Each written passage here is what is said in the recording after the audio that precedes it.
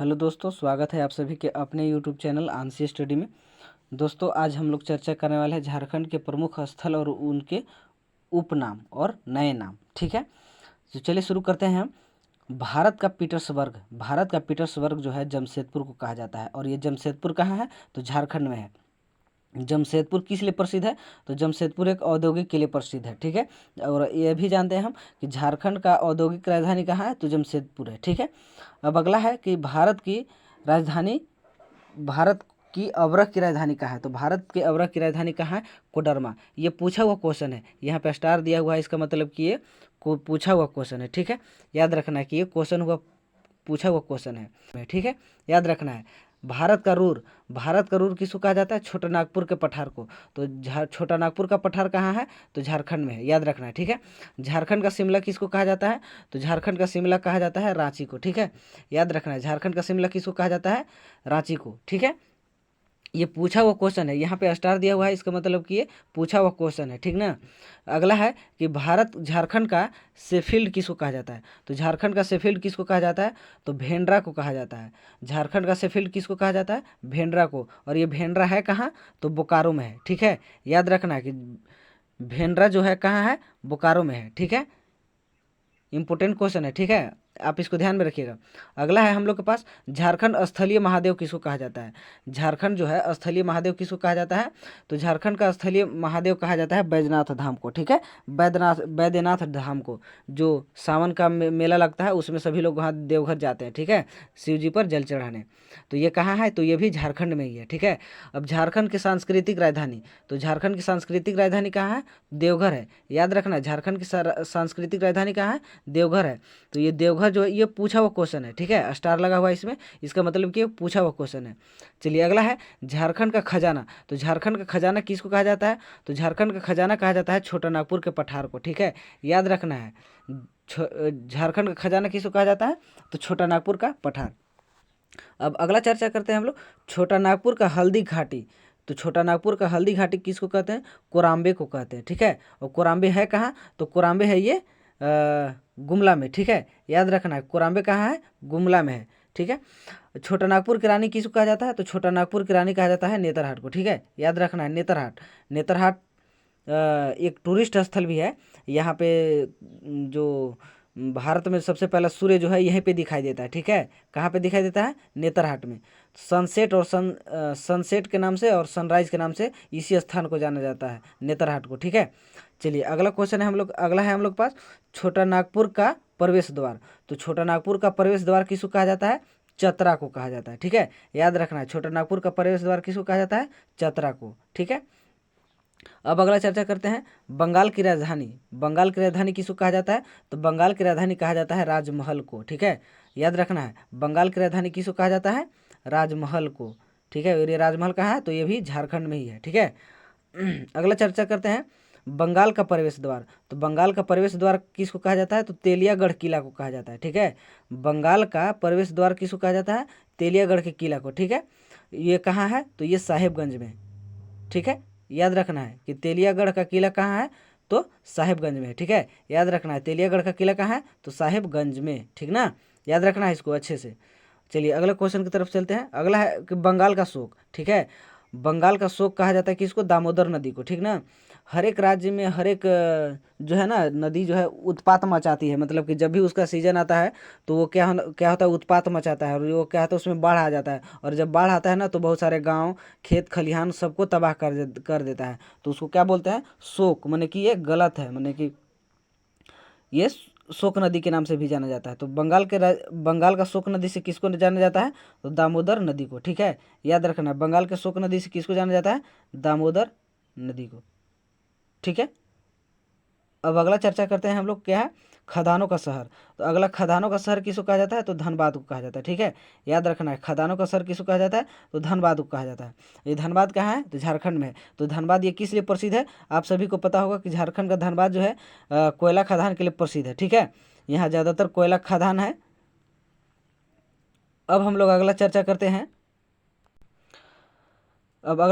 हम लोग मंदिरों का शहर। ठीक है, मंदिरों का शहर किसको कहा जाता है? तो मंदिरों का शहर कहा जाता है धनबाद को। ठीक है, याद रखना है, मंदिरों का शहर किसको? मंदिरों का शहर कहा जाता है हाँ, मंदिरों का शहर देवघर को कहा जाता है, ठीक है, याद रखना है। क्यों? क्योंकि यहाँ पे बहुत सारे मंदिर है, ठीक ना। और यह झारखंड का जो देवघर है मंदिर, इसमें जो है मंदिर जो बनाया गया है राजा पूरनमल सिंह के द्वारा बनाया गया था, ठीक है। तो ये भी याद रखना है। शहीदों का नगर किसको कहा जाता है? तो शहीदों का नगर कहा जाता है किसको? तो शहीदों का नगर कहा जाता है रांची को, ठीक है। इम्पोर्टेंट याद रखना ये कि झारखंड में जो है शहीदों का शहर किसको कहा जाता है? तो रांची को कहा जाता है, ठीक है। यहाँ से अधिक लोग शहीद होते हैं इसके चलते।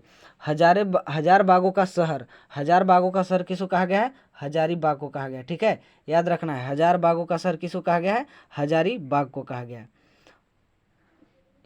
अब अगला है कि झरनों का शहर, झरनों का शहर या जलप्रपातों का शहर, ठीक है, किसको कहा जाता है? रांची को। इम्पोर्टेंट क्वेश्चन है ये, आप सबको पता होना चाहिए। यहाँ पे स्टार भी लगा हुआ है, इसका मतलब कि क्वेश्चन पूछा हुआ है, ठीक है। अगला है, अगला हम लोग चर्चा करते हैं मंदिरों का शहर। मंदिरों का शहर किसको कहा जाता है? मल्लुट्टी, ठीक है। मंदिरों का गांव, शहर नहीं, मंदिरों का गांव किसको कहा जाता है? मल्लुट्टी को। और ये मल्लुट्टी है कहाँ? तो मल्लुट्टी है कहाँ पे? ये दुमका में है, ठीक है, याद रखना है। मल्लुट्टी का गांव जो है कहाँ है? दुमका में है। इंपॉर्टेंट क्वेश्चन है, ठीक है। अब अगला चर्चा करते हैं हल्दी घाटी मंदिर। हल्दी घाटी मंदिर कहाँ है? तो वासुदेव राय मंदिर, ठीक है। हल्दी घाटी मंदिर जो कहाँ है? वासुदेव राय मंदिर, ठीक ना। हल्दी घाटी का मंदिर किसको कहा जाता है? वासुदेव राय मंदिर को कहा जाता है, याद रखना है। ऊपर हम लोग चर्चा किए थे मंदिरों का गांव, तो मंदिरों का गांव किसको कहा जाता है? मल्लुट्टी को, ठीक ना। ये सारे जितने बाएं साइड दिखाई दे रहे हैं, ये सारे क्या है? उपनाम है, ठीक है। ये जो भी है बाएं साइड, ये आपको उपनाम है, यहाँ से यहाँ तक, ठीक ना। ये सारे उपनाम है और ये क्या है? ये इसका नया नाम है, ठीक है, याद रखना है ये। चलिए आगे चर्चा करते हैं हम लोग। पत्थर पर लिखी कविता, पत्थर पर लिखी कविता उपनाम है ये। तो ये है किसको कहा गया है? तो ये कहा गया है सूर्य मंदिर, सूर्य मंदिर। तो ये सूर्य मंदिर कहाँ है? रांची में है, ठीक है। कारखानों का शहर, कारखानों का शहर किसको कहा गया है? तो जमशेदपुर को कहा गया है, ठीक है, याद रखना है। कारखानों का शहर किसको कहा गया है? जमशेदपुर को कहा गया, ठीक है। अब चर्चा करते हैं गांव में बसा शहर। तो गांव में बसा शहर के नाम से किसको जाना जाता है? तो मैकलुस्कीगंज कहा जाता को, ठीक है। गांव में बसा शहर के नाम से किसको जाना जाता है? तो मैकलुस्कीगंज, ठीक है।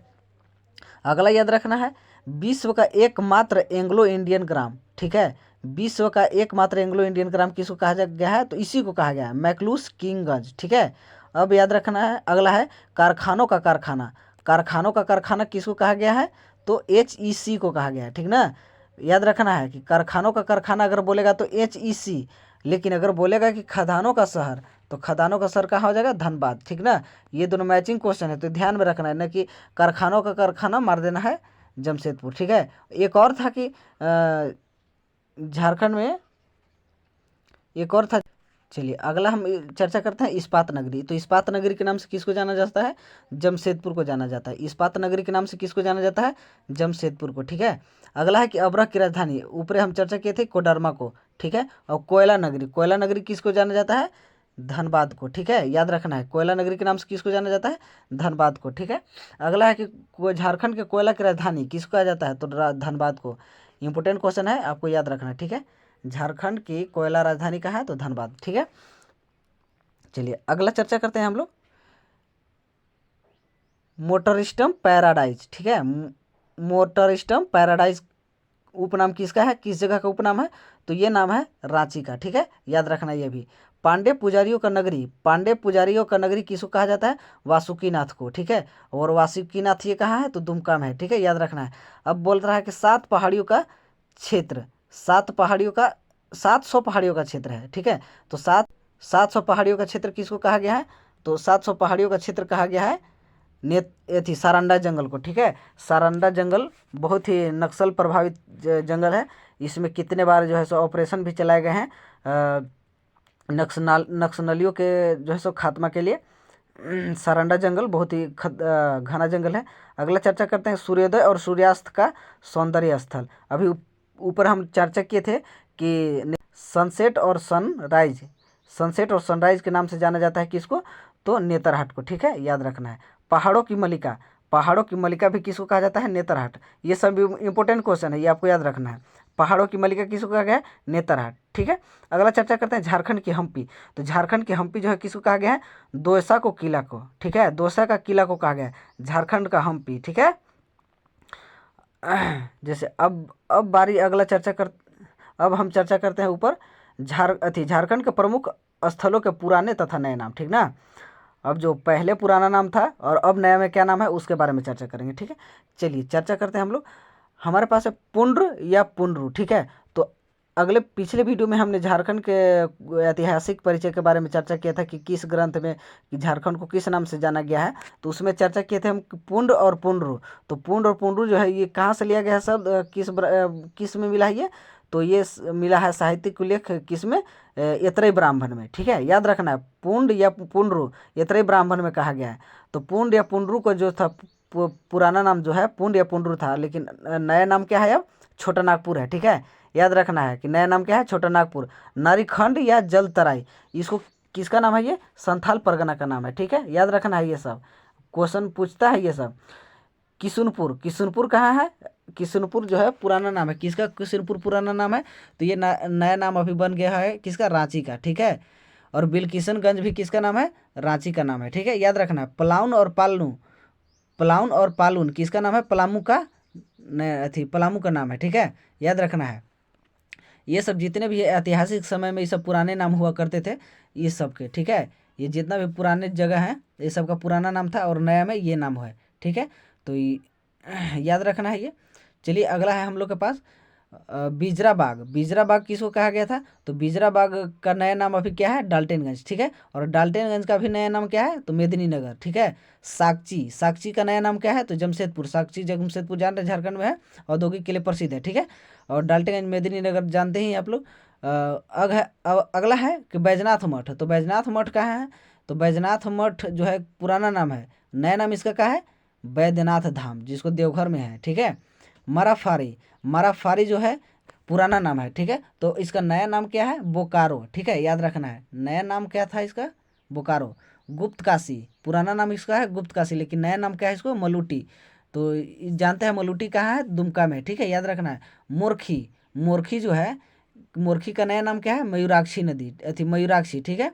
अब है टेम्पल ग्राउंड। टेम्पल ग्राउंड के किसके नाम से किसको जाना जाता है, नया नाम है, यह है कीनन स्टेडियम, ठीक है। कीनन स्टेडियम कहाँ है, तो कीनन स्टेडियम है आपको जमशेदपुर में, ठीक है। याद रखना है कि बहुत फेमस स्टेडियम है ये कीनन स्टेडियम। फिलहाल अभी बंद है, लेकिन इसमें जब बना था ग्राउंड तो बहुत जो है सो कि बड़े बड़े मैच हुआ करते थे इसमें, IPL, वनडे, T20 वगैरह सारा मैच हुए थे, ठीक है। टिस्को, टिस्को कहाँ है, टाटा स्टील। टिस्को का टिस्को जो है पुराना नाम था, नया नाम का है इसका, टाटा स्टील। तो टाटा स्टील कहाँ है आपको, तो वहीं जमशेदपुर में ही है, ठीक है। याद रखना है।